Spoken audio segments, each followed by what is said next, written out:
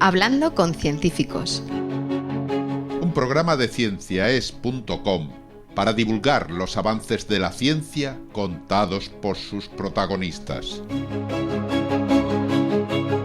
Con Ángel Rodríguez Lozano. Hoy os invitamos a escuchar: Tortugas gigantes restauran 180 años de naturaleza perdida. Hablamos con Iago Ferreiro Arias y Sergio García Peña.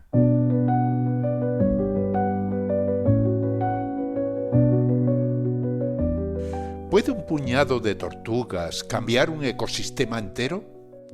La respuesta es que sí. Un estudio realizado en la isla de Aride, en el archipiélago de las Seychelles, un conjunto de islas tropicales situado en el Océano Índico, al noreste de Madagascar, ha demostrado que solo 10 tortugas gigantes de Aldabra fueron capaces de reactivar en apenas 6 meses procesos ecológicos desaparecidos hacía más de 180 años.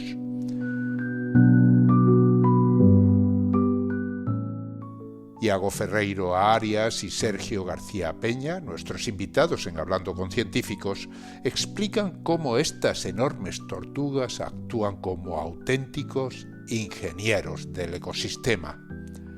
Un trabajo que demuestra que en ocasiones el equilibrio de todo un ecosistema puede depender de unas pocas criaturas capaces de mover semillas, podar plantas y devolver la vida a un paisaje olvidado.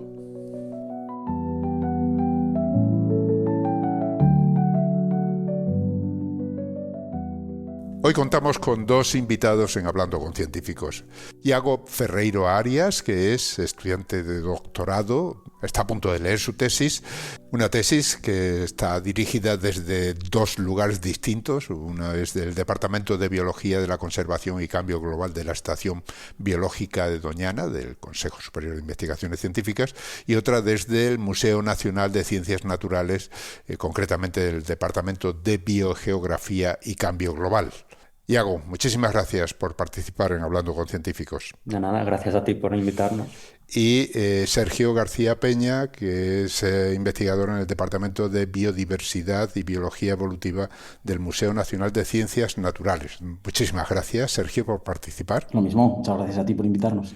Bueno, vamos a hablar de la reintroducción de 10 tortugas que en 6 meses prácticamente, digamos, han hecho una labor impresionante en cuanto a recuperación de un entorno concreto del que habían desaparecido durante nada menos que 180 años. Empecemos por ahí, 10 tortugas. Bueno, hablemos de las tortugas. ¿Cómo son esas tortugas?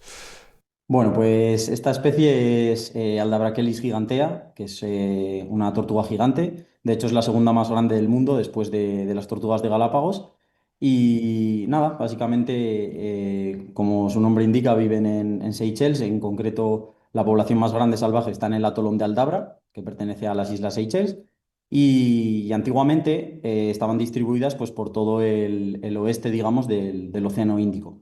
El problema fue cuando, pues, sobre todo por piratería y cuando empezó el comercio, empezaron a usar estos animales como alimento, a transportarlos a otros sitios como mascotas, y al final pues, se fueron diezmando sus poblaciones, tanto que se extinguieron en varias de las islas. Entonces esa es un poco su historia.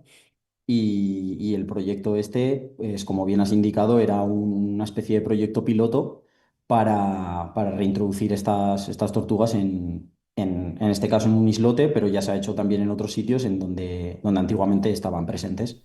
¿Cómo es de grande una tortuga de estas? Los adultos son enormes, o sea, son muy grandes. Ya te pasaré algún documento fotográfico, pero... ¿Cuánto viene a pesar una que sea grande? De las que habéis introducido. Las que hemos introducido no eran tan grandes, de hecho pesaban, la mayor creo que no llegaba a 90 kilos, pero pueden pesar cerca de 200. Bueno, no está nada mal ya 90 kilos. Hay adultos de cerca de 200, o sea, son muy grandes. Bueno, Iago, Cuéntame cómo un estudiante de doctorado se mete en un fregado de estos, ¿no? Pues esto fue más una historia de amistad que una historia de investigación como ha comenzado, ¿no? Todo este proyecto piloto, Sergio ha comenzado y ha hecho la labor de campo y recolección de datos en la isla de Arid, en Seychelles, y tras acabar el trabajo de fin de máster de Sergio, pues tenía una serie de datos de dieta, sobre todo. Y pues charlando y charlando con cervezas y este tipo de cosas, pues dije, espera un momento, podíamos mirar pues cómo distintos individuos tenían distintos roles a nivel ecosistémico en distintos procesos ecológicos. Bueno, supongo que habría que decidir ahí primero qué tortugas, escogerlas, transportarlas. Ahí hay todo un problema logístico, entiendo también, ¿no?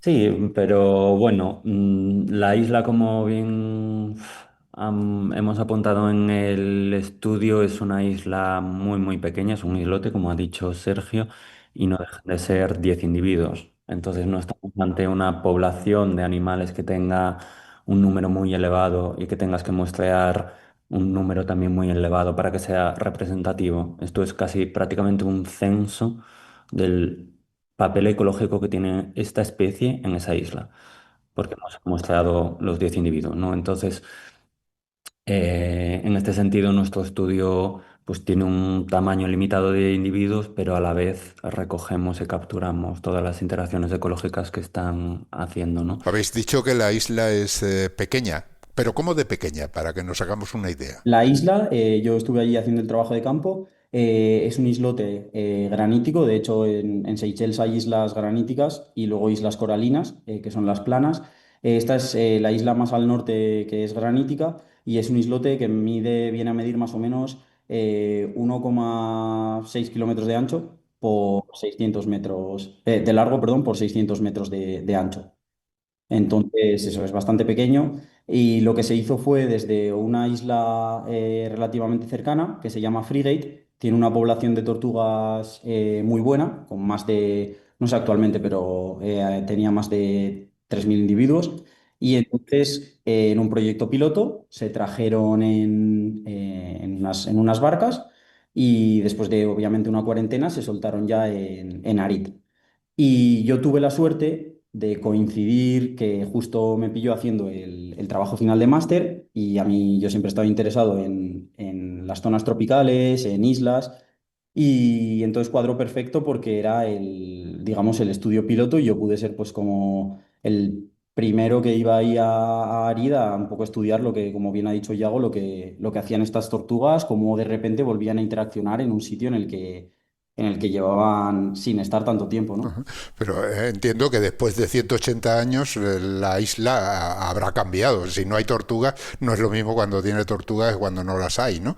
¿Qué pasaba? ¿Cómo era el ecosistema de la isla antes de introducir las tortugas? Pues la isla, después de que llegaron, como hemos dicho antes, llegó gente a la isla, comerciantes, etcétera. Al final la isla se utilizó pues para ganadería y para plantaciones. De hecho, hay reportes de que se llevaron pues cerdos y otros mamíferos y se plantaron pues plantas tanto ornamentales como de uso, como puede ser las piñas, por ejemplo. Entonces, como que el hábitat en sí, al menos en la parte plana de la isla, se deterioró un poco. Y llegó un momento en el que llegó Cadbury, que quizás a mucha gente le suena porque es una marca famosa de chocolates en Reino Unido. Y el señor Cadbury llegó allí y se dio cuenta de que ese islote era una joya a nivel de biodiversidad porque tiene aves marinas, muchas especies de aves marinas, con muchísimos individuos, de las que más del Océano Índico, de hecho, y otras especies únicas. De hecho, tiene en la isla una planta, la Rothmania nae, que solo florece allí de forma natural. Entonces se dio cuenta de que esto era una joya y que había que protegerla. Y a partir de ahí compró el islote y fue cuando la isla fue cambiando un poco, intentaron remover todos los animales que habían sido introducidos y entonces empezó un poco a promover la conservación de la isla. Pero como bien dices, sí que obviamente nos hemos dado cuenta también al hacer este trabajo que todavía quedan, pues sobre todo en plantas, en el tema de plantas introducidas de esa época, ¿no?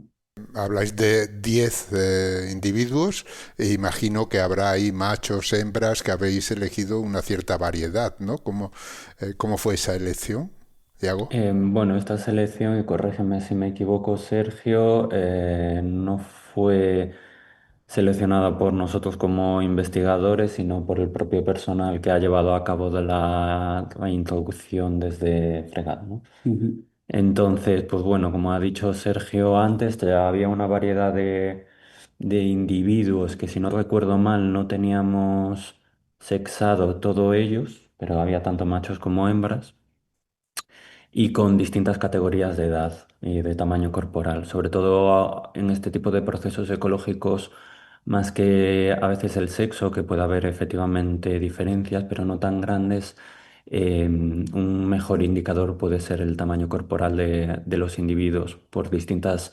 necesidades metabólicas, distintas necesidades de tasas de consumo, ¿no? Cuanto más grande, más necesitas consumir. Y no solo eso, sino el tipo de consumo que tú haces de los recursos que tienes. Energéticamente hablando, no es lo mismo consumir una hoja que consumir un fruto o una semilla. Tienen distinta cantidad de grasas, distinta cantidad de proteínas, que para distintos individuos puede ser mm, diferente la necesidad, al fin y al cabo, en función de los requerimientos energéticos que tengan. Y cuando hablas de edad, ¿de qué edades estamos hablando? ¿Se sabe?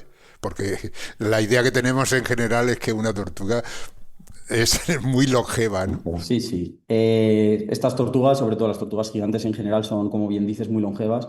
Y también lo que se intentó era, más que nada, por logística, ¿no? Porque es muy complicado allí transportar por mar y con los recursos que también son limitados, se cogieron individuos juveniles o subadultos, porque era más fácil el transportarlos, era más fácil el controlarlos, porque es muy complicado mover tortugas tan grandes y de tanto peso, ¿no? Entonces, de los 10 individuos había tres que eran ya subadultos. La edad estimada no se puede saber porque, como bien dice Yago, es normalmente por el tamaño, pero ya eran individuos bastante grandes, como hemos dicho, de más de 60-80 kilos. Y luego el resto eran individuos un poquito más pequeños, pero ya con un tamaño importante. Bien, o sea que ya teníais ahí esas tortugas escogidas a su manera, como habéis dicho. Tenéis un ecosistema donde no ha habido una tortuga desde hace 180 años. Las ponéis allí y ¿qué pasa? ¿Qué ocurrió? Bueno, pues esto fue bastante interesante porque al principio, nada más llegar allí, les pusieron, digamos, unas vallas para tenerlas en cuarentena y les pusieron un GPS en la espalda, en el caparazón. Después de la cuarentena la soltaron y bueno, claro, cada individuo, pues obviamente, como bien dice en el paper, se comportan de forma muy diferente. Algunos se quedaron por la zona donde se soltaron, que es la zona plana de la isla, donde hay, digamos, donde están las casetas del personal y la parte del jardín, por decirlo así, y la huerta. Y otras tortugas fueron, digamos, hacia las colinas. Entonces era muy curioso porque yo cuando llegué tenía que buscar esas tortugas, que podrás pensar, bueno, es súper fácil porque estamos hablando de tortugas súper grandes y entonces pues no hay ningún problema. Pero no es así. Los GPS es lo primero que muchos no funcionaban o de la fuerza que tienen y de pasar entre troncos y ramas se les habían caído. Entonces era de forma visual. Y de hecho algunos individuos me costó encontrarlos muchos días, muchos, porque hay zonas de lechos, hay zonas de parches de plantaciones de piña que pinchan bastante. Entonces no era tan fácil como puede parecer, ¿no? O sea que allí sigue habiendo plantaciones, entonces. No muchas, pero sí que hay un par de parches de piñas y sí que hay una zona con algunos árboles, digamos, que son introducidos. O sea que soltasteis las tortugas, que obviamente tenían libertad de movimiento, o sea que ellas podían ir donde quisieran.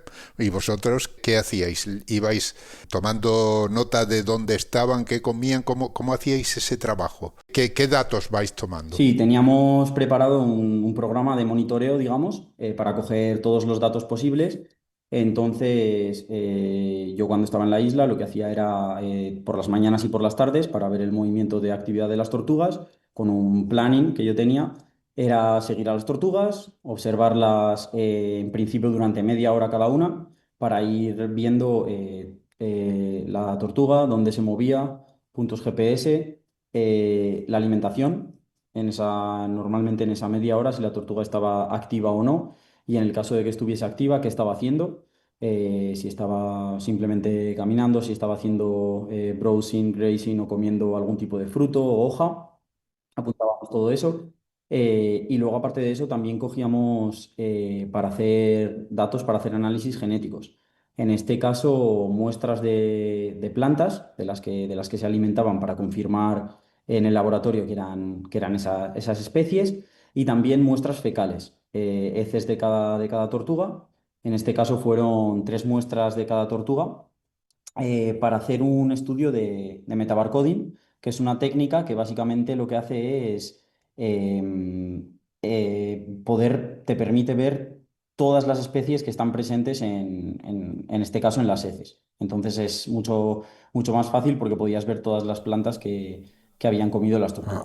Eso te exige conocer toda la cubierta vegetal de la isla, ¿no? Porque, claro, en principio las tortugas tendrán preferencias por unas plantas u otras, pero al ser depositadas en un lugar donde no habían estado durante muchísimos años, tendrán que adaptarse también a lo que hay, ¿no? Claro, en principio la flora en Seychelles es bastante similar, por lo que ya estarían adaptadas desde Frigate, pero luego yo tuve mucha suerte porque cuando llegué a Arid en la isla tuve mucha ayuda con mis compañeros. La coordinadora científica en aquel momento, Nasrin Khan, que aprovecho para mandarle un saludo desde aquí, y tanto el manager me ayudaron un montón pues para reconocer las plantas, cuáles son, dónde se encuentran. Y luego, pues la isla en general sí que a nivel árbol es bastante homogénea en el sentido de que la mayoría de la cobertura es una planta que se llama Pisonia grandis,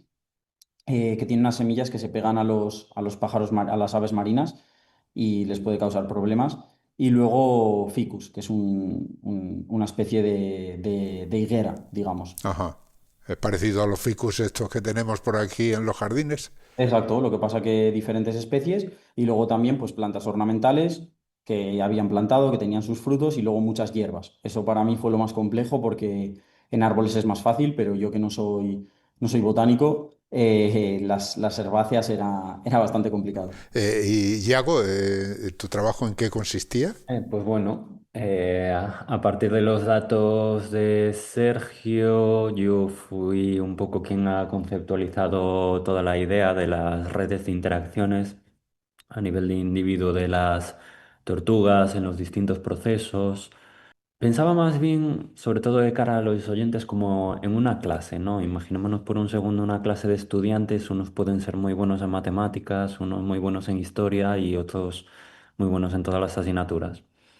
Y al ver lo que había hecho Sergio, el tipo de datos que había colectado en campo, más allá de escribir qué comían, con qué frecuencia, dónde, cómo, pues empecé a verlo desde una perspectiva de interacciones ecológicas y sobre todo de restauración de las mismas. Como has indicado, no solo al haberse perdido una especie como pueden ser las tortugas hace casi 200 años, a mediados del siglo XIX fue, no solo desaparecen las especies, también desaparecen las interacciones con ellas. Ajá, claro, o sea que hay ciertas plantas que dependen también de ellas y Exactamente. Y algunas plantas dependen de ella para seguir reproduciéndose, para seguir regenerándose naturalmente, porque estas tortugas, a la vez que ingieren semillas, no solo semillas pequeñas, sino también de gran tamaño que otras especies de animales en esa isla no son capaces de consumir, porque el segundo animal más grande de la isla, corrígeme si me equivoco, es un murciélago. También sobre 1 kilo, Zorro volador, sí, sí, medio zorro kilo. volador, 1,5 kilos de animal, entonces no es capaz tampoco de ingerir semillas de gran tamaño, que igual las tortugas sí. Y no solo eso, sino la cantidad de semillas. Estamos hablando que en 2 meses de muestreo que Sergio ha hecho, ha identificado más de 11.000 semillas que han sido dispersadas mayoritariamente por solamente 3 individuos.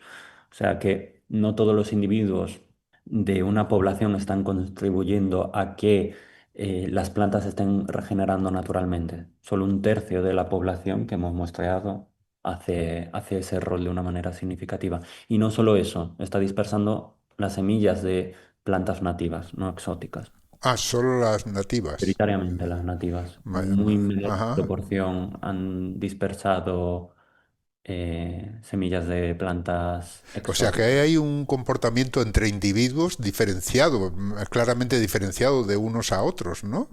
Pero porque tenían cada uno sus preferencias a la hora de comer ciertas plantas o no sé, ¿qué les hacía así tan diferentes? Esto es algo que discutíamos en el manuscrito porque los datos que hemos colectado en campo no nos permite testar eso de una manera científicamente apropiada todavía. Entonces podemos especular, pero no podemos asegurar.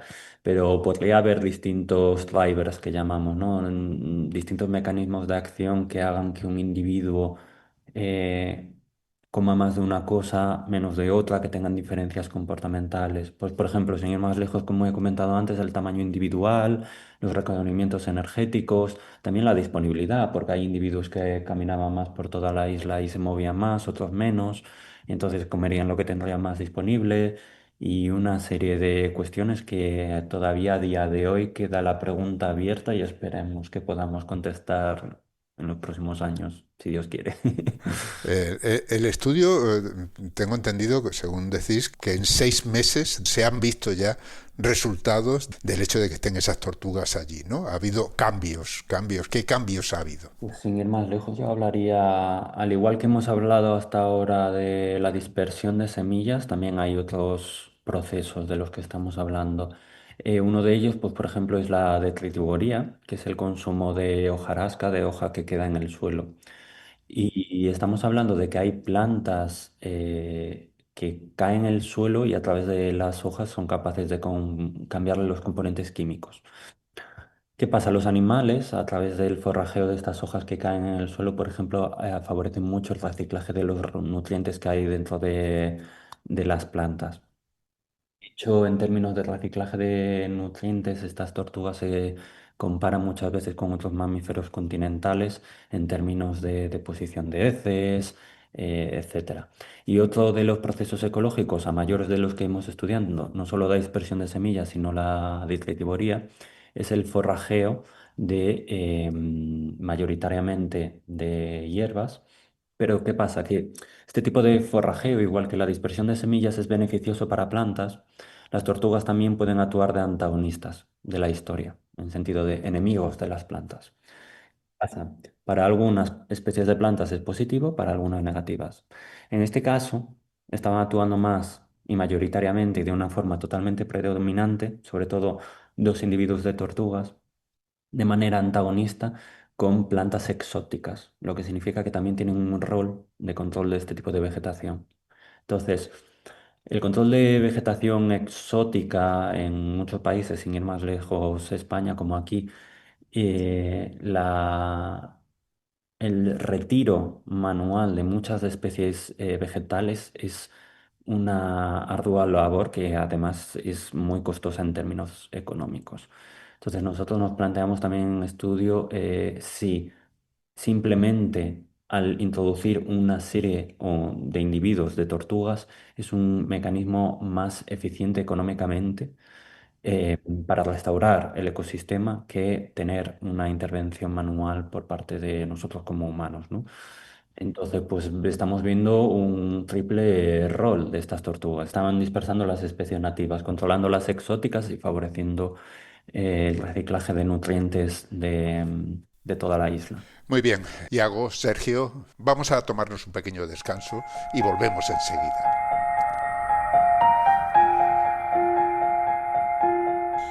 Estáis escuchando Hablando con Científicos, un podcast de cienciaes.com para divulgar la ciencia de la mano de sus protagonistas.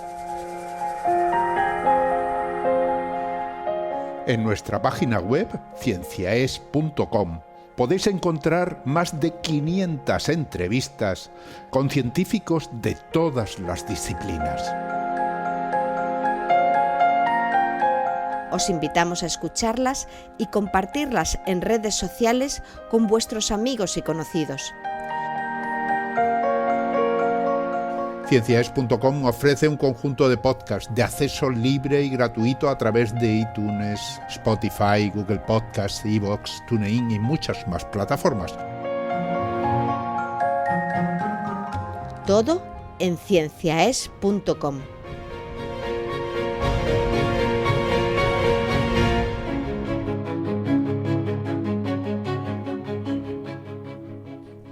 Continuamos hablando de cómo solo 10 tortugas gigantes ayudan a restaurar 180 años de naturaleza perdida en una pequeña isla del Océano Índico.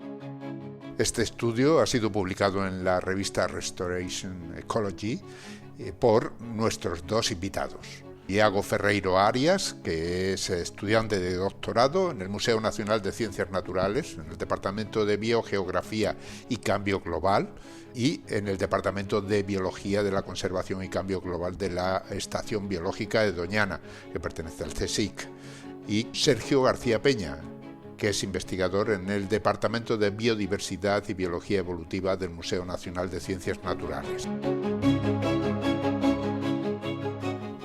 Iago, estabas comentando que muchas veces el control de las plantas exóticas que invaden un ecosistema es muy costoso económicamente y que estas tortugas no solo estaban dispersando las especies nativas de la isla, sino que controlaban esas plantas exóticas. ¿Cómo las controlaban? ¿Es que se alimentaban de ellas y no las dejaban reproducirse o simplemente las quitaban del medio porque no les convenía? No, básicamente, pues al estar forrajeando, pues este tipo de forrajeo, de alimentación de las tortugas se parece más, pues, casi a la de una vaca, podríamos decir, o un caballo, ¿no? Donde se está alimentando de hierbas, se está paciendo de ellas. Entonces, pues al cortar los tallos, hojas de estas plantas, le causa cierto daño que aumenta la mortalidad de esas especies. Son especies que no crecerían en una isla donde hubiera tortugas de siempre, ¿no? Ocuparía un espacio muchísimo menor que sin ellas porque no tendría ese control que hacen las tortugas sobre ellas. Están actuando básicamente como jardineras de la isla. Ajá. Cuando uno mira el paisaje de la isla antes y después, se nota. O sea, a simple vista, ya no estoy hablando de esa comida o de esa planta que se van comiendo, que ya sabes que le gusta más o le gusta menos, sino que no sé, uno ve un campo de hierba y sabe si ha pasado por ahí un rebaño de vacas, ¿no? Porque se han comido todo lo que sobresale. Todavía yo creo que para ver estos cambios a grande estructura en Aride es todavía un poco temprano, pero muchos estudios apuntan a, pues por ejemplo, en el atolón de Aldabra, estas tortugas son capaces de crear como un propio ecosistema. Cambian tanto de la vegetación que ciertos científicos lo han denominado como tortoise starve, que ahora mismo me sale en inglés, pero no en español. La turba, sí. Sí. Básicamente, y es un tipo de vegetación muy característica que surge a raíz de la actividad de estas tortugas. Sergio, decís que en 2 meses dispersaron 11.000 semillas. ¿Qué pasa? ¿Que las habéis ido contando ahí de una en una? ¿Cómo hacéis eso? Sí, te lo creas o no, así fue. Esa fue la parte, digamos, menos aburrida, ¿no? Cuando lo cuentas a la gente suena muy bonito que has ido a una isla desierta, a un paraíso, la verdad. Ariz es increíble, pero luego hay que trabajar y meter mucho esfuerzo, muchas horas. Y la parte, digamos, no tan divertida, porque para mí bonito era todo el proyecto, era que cuando yo recogía las muestras de heces, y que al final, digamos, es como, pues, como una especie de bolas con hierbas, con una mezcla de hierbas y hojas. Yo buscaba en las heces, con un poco me monté ahí un mini, no laboratorio, pero sí, un poco para ir para trabajar. y yo iba buscando en las heces todas las semillas. Entonces tenías que ir apartando las partes que eran pues como si fuese paja o trozos de ramas o de hojas y luego las semillas. Así que sí, costó mucho esfuerzo, pero se contaron todas esas. Por suerte, la especie mayoritaria, que es morinda, tiene un fruto bastante grande y jugoso que les encanta a las tortugas y las semillas son relativamente grandes, o sea que se ven muy bien a simple vista. Pero, por ejemplo, de otras especies como los ficus que comentaba antes o de herbáceas eran diminutas y fue complejo. Fue difícil, ¿no? Bueno, al hablar de esa diferencia entre unos individuos y otros, en cualquier equipo hay un campeón, ¿no? Había grandes diferencias entre ese campeón, que imagino que, o campeona, no sé si sería macho o hembra, respecto a los demás.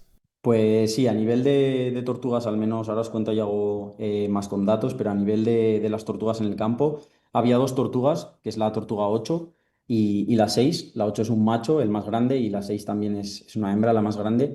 Y como decía Yago, estos no lo podemos afirmar científicamente, pero por lo que yo observé en la isla, eran las tortugas que más se movían, las que más variedad de especies comían y quizás por el tamaño las que más frutos comían. Yo recuerdo ver a la tortuga 8 que yo le llamaba T-Rex cariñosamente porque se te acercaba y era como, sí, sí. Y comía frutos sin parar, o sea, nunca se llenaba y era espectacular verla comer todas las diferentes especies y moverse tanto, o sea que totalmente había cambios entre los individuos brutales. De hecho, había tortugas las dos más pequeñas, la 2 por ejemplo, sí, creo recordar, la uno eran tortugas que no se movían mucho, a lo mejor porque habían encontrado digamos, pues su guarida, ¿no? Y recuerdo que se movían mayoritariamente cuando llovía, a lo mejor, y aparte, quizás por el tamaño también, por ser más pequeñas, comían mayoritariamente hojarasca. Y esos datos, cómo los manejabas, Yago? Bueno, pues aparte de los datos que ha comentado Sergio de las heces, también él ha estado en campo y ha notado todas las frecuencias de comportamiento de las tortugas, de los individuos de tortugas, uno por uno, pues si comían hojas del suelo, si eran frescas, si eran ya más sequitas, si están comiendo un tipo de cosa u otra, frutos, semillas, hierbas, las hojas caídas, etcétera. Entonces esto, como Sergio es una persona muy organizada, no solo anotó eso, sino anotó el tiempo que ha estado observando cada uno de los individuos, ¿no? Entonces con esto lo que nos permite es saber por unidad de tiempo la frecuencia de las interacciones que un determinado individuo está haciendo. Y no solo eso, sino qué tipo de interacción. Entonces es como pues por ejemplo, ha comido X cantidad de frutos por 10 horas, 100 horas, etcétera. Entonces, este tipo de información lo podemos juntar en lo que los ecólogos conocemos como redes de interacciones, que para los oyentes es algo similar a lo que utilizan las redes sociales para investigarnos a nosotros cuando damos un like en Instagram o en Facebook o comentamos, etcétera, eso sería una interacción para ellos, ¿no? Pues para nosotros una interacción entre una tortuga y una planta sería cómo la tortuga está interaccionando con la planta, ¿no? Si está dispersando las semillas, si está comiendo las hierbas de esa manera antagonista que hemos hablado, etcétera. Entonces, con esto podemos jugar y esta serie de redes de interacciones tienen una estructura y una forma muy compleja, pero a la vez muy informativa. Por ejemplo, estas formas de interacción y estas estructuras de interacciones nos dan una idea del papel que tiene el individuo en todo ese proceso ecológico respecto a otros. Entonces, este tipo de análisis, pues, por ejemplo, nos permitió averiguar cuáles son las tortugas que son más importantes para un proceso ecológico u otro. Y una de ellas, como ha dicho Sergio, ha sido la T08, la T-Rex, que ha dispersado una gran cantidad de semillas y también controlando flora exótica. Entonces era la lista de la clase, por decir así. Bueno, al final son 10 tortugas, ¿no? Claro, todo esto comienza así, poco a poco, pero se piensa lógicamente en algo más grande, ¿no? En restablecer un equilibrio perdido en una isla como esa. ¿Cuántas tortugas serían necesarias para que eso recuperara una vida, digamos, la que tenía en aquellos tiempos antes de llegar allí el ser humano? Bueno, pues empiezo y ahora te... Sí, sí. ahora mismo, según estamos hablando, ya sabemos que en Arida ahora mismo hay 50 tortugas, o sea que el proyecto piloto fue bien y se soltaron más. Pero como bien decía Yago antes, no todas las tortugas cumplen la misma función y eso es lo que hay que tener en cuenta. A lo mejor un número mayor no quiere decir que sea mejor para el ecosistema, sino que lo que habría que tener en cuenta, y creemos que es pues, la parte más interesante del estudio y que es la que ya os ha contado antes, es que a lo mejor hay ciertos individuos que cumplen unos roles mucho más interesantes que otros. Entonces eso también hay que tenerlo en cuenta. Y en este caso, cuéntalo tú, pero con tortugas ha sido, digamos, por suerte, más fácil, ya que esto no se puede hacer con todas las especies. Sí, no solo eso, yo creo que es una pregunta extremadamente compleja porque a mayores de lo que dice Sergio, hay otros factores que influyen en los roles o que una tortuga pueda comer una cosa u otra, y es el número de vecinos que tenga. Quiero decir, estamos hablando de una isla muy pequeña que hay una cantidad finita de recursos, hay una cantidad finita de frutos, hay una cantidad finita de hojas y de plantas. ¿Qué pasa? No es lo mismo que solo 10 individuos puedan comer todo lo que haya disponible versus 150 o 1000. Van a tener mucha más competencia entre ellos por los recursos. Y no solo eso, si estamos hablando igual de especies que puedan tener o no comportamientos dominantes sobre la otra, igual ciertos individuos tienden a acaparar cierta cantidad o calidad de recursos mientras otros quedan relegados y eso también puede influir en el rol que tiene. De momento esto es una pregunta que queda en el aire y hemos discutido de cara a explorar igual en un futuro estos mecanismos de densidad, ¿no? De hasta qué punto el número de tortugas también que hay en una isla puede estar afectando a cómo el funcionamiento del ecosistema y las interacciones van cambiando, ¿no? Ujú. Bueno, son tortugas, son animales que al final se pueden reproducir, que se ha observado también que se reproducen en ese lugar. Nariz en concreto no, porque, o al menos hasta ahora que yo sepa, por lo que comentaba antes, ¿no? Porque los individuos, la mayoría quizás no eran sexualmente maduros, eh, aparte de las dos grandes, pero en otras islas, sí, sí, en otras islas yo he visto reproducción y de hecho hay una isla que tiene una pequeña guardería, digamos, donde las tortugas se reproducen. O sea que sí, en el futuro, cuando las tortugas sean adultas, seguramente al ser su hábitat natural se reproduzcan. Ujú.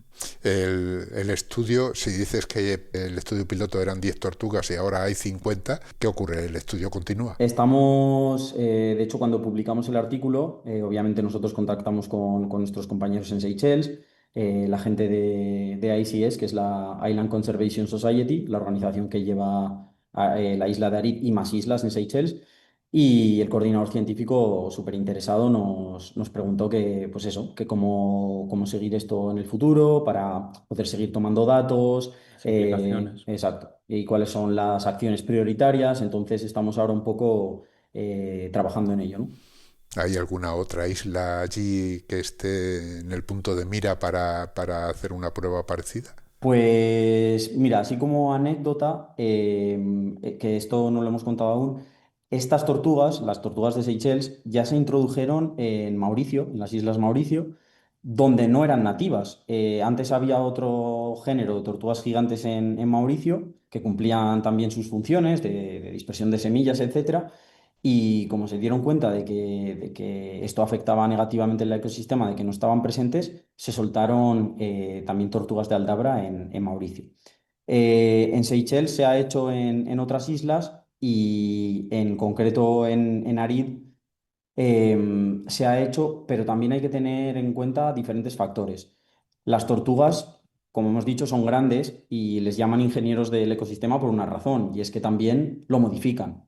Entonces, teniendo en cuenta que hay islas como Arid en la que los pájaros, las aves y aves marinas anidan en el suelo, también hay que tener en cuenta esto, hasta qué nivel o qué número de población, digamos, tú puedes introducir sin que afecte negativamente al resto de especies.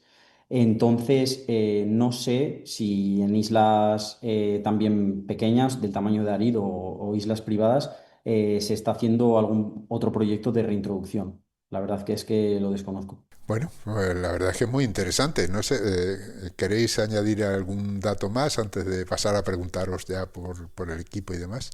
Nada, pues repetir eso, que aquí, pues también gracias a Yago, que en este sentido es, bueno, es un genio con este tipo de datos. Yo creo que lo que ha quedado súper interesante es que es un estudio que es complicado el poder hacerlo con otras especies, ¿no? Porque la mayoría de especies no te dan la posibilidad de seguir a toda una población, ¿no? De seguir a todos los individuos que están presentes, que te permitan observarlos, que te permitan tomar datos y esto a nivel de ecología es algo pues muy importante y yo creo que estamos muy contentos de haber podido... Es una pequeña pieza del puzzle y esperamos seguir contestando así más preguntas, pero no dejamos de estar ante no solo una especie poco estudiada, sino también sistemas ecológicos y ecosistemas muy poco estudiados. No deja de ser una isla en medio del océano, una isla tropical donde la accesibilidad es muy difícil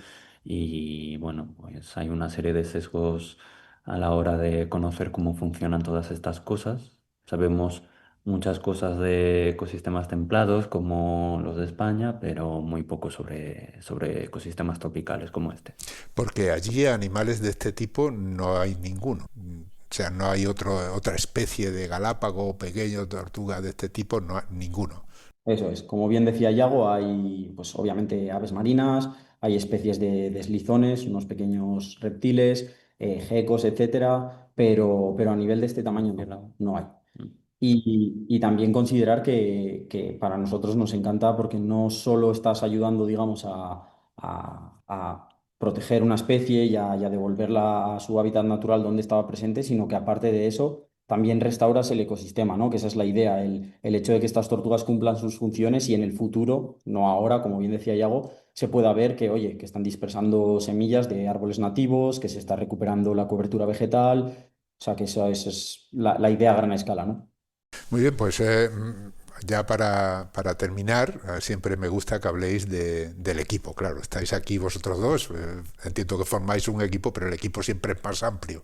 ¿Cómo es la organización de un estudio de este tipo? Pues en este estudio en concreto fue mi trabajo final de máster. Entonces, mi tutor, al que pues bueno, le queremos agradecer también, Pablo Vargas Gómez, es un investigador del Jardín Botánico. Y él ya había estado en Arid, ya había estado en Seychelles, tenía contactos y le pareció pues muy interesante también la idea. Lo gestionamos y a partir de ahí contactamos a otro investigador que se llama Christopher Kaiser Bunbury, que está en la Universidad de Exeter, que en aquel momento, o bueno, él ha trabajado mucho tiempo en Seychelles.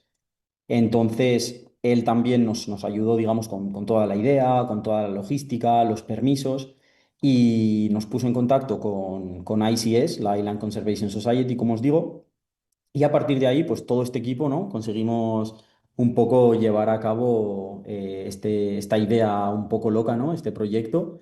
Toda la gente de Seychelles que ya tenía su idea de soltar las tortugas en Arid y yo cuando pues, tuve la suerte de llegar allí a la isla, pues todo el equipo de ICS que estaba allí, como bien he dicho antes, pues nos ayudaron un montón.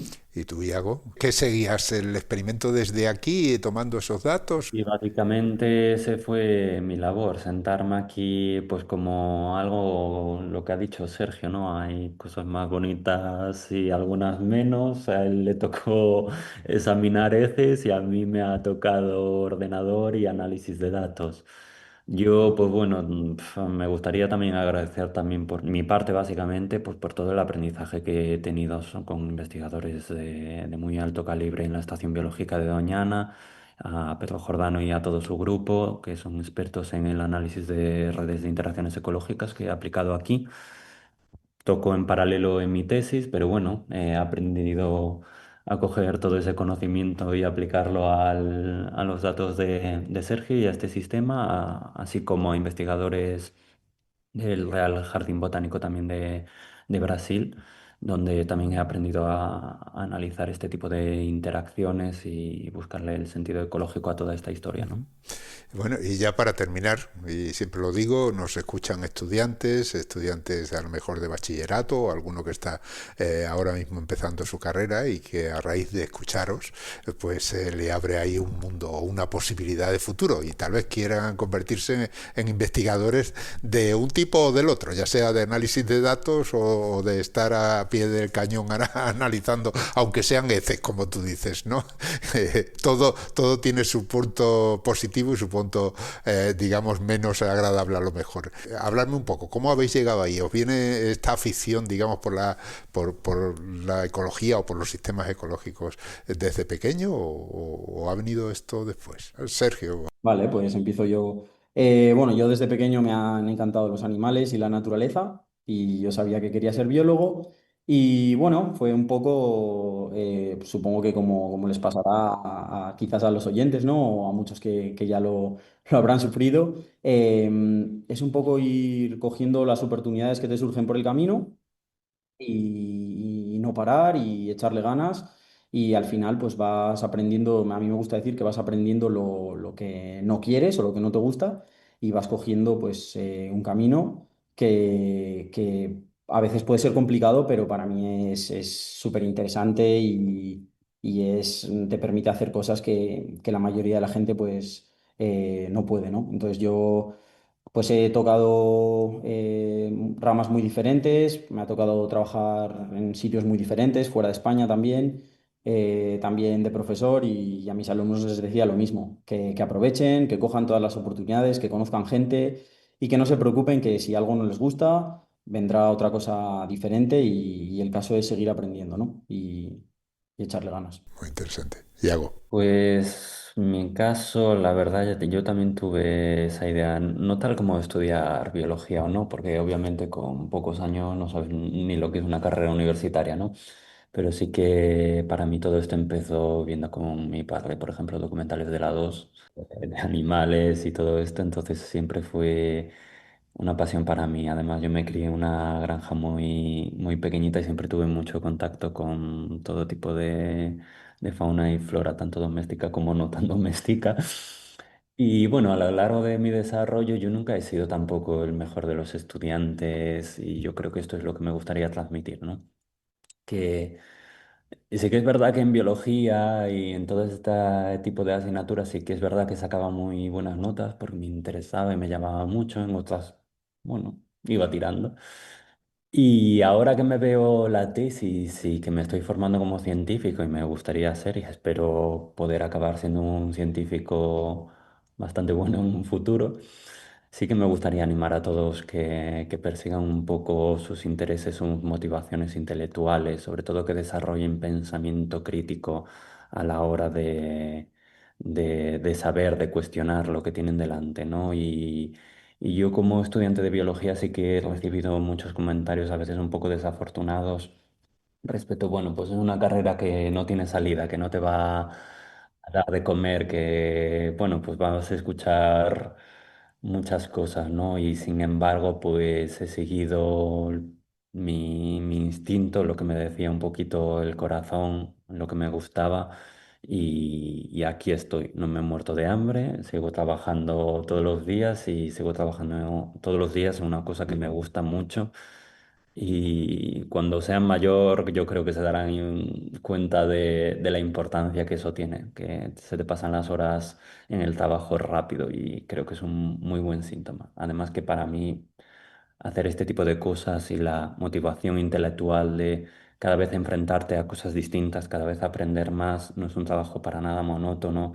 Em, pues es una virtud que nuestro trabajo nos da que otras igual, ¿no? A pesar de otras cosas que igual tampoco son tan bonitas, pero...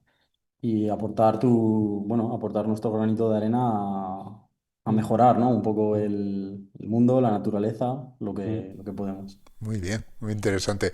Bueno, pues ahí queda lo que contáis para que alguno tome nota.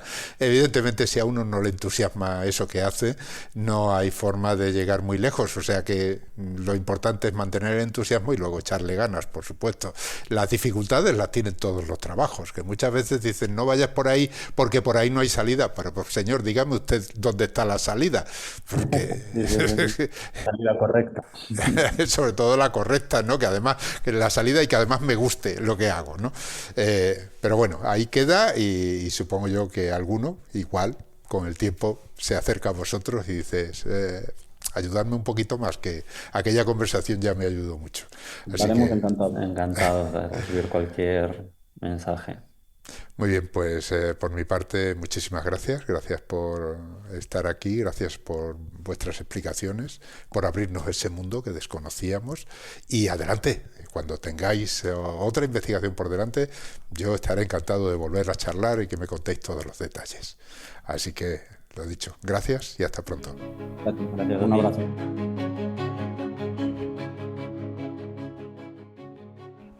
Y como siempre, antes de despedirnos, tengo que recordaros que Hablando con Científicos y el resto de los podcasts de cienciaes.com son posibles gracias a vuestras donaciones. Es nuestra única fuente de ingresos.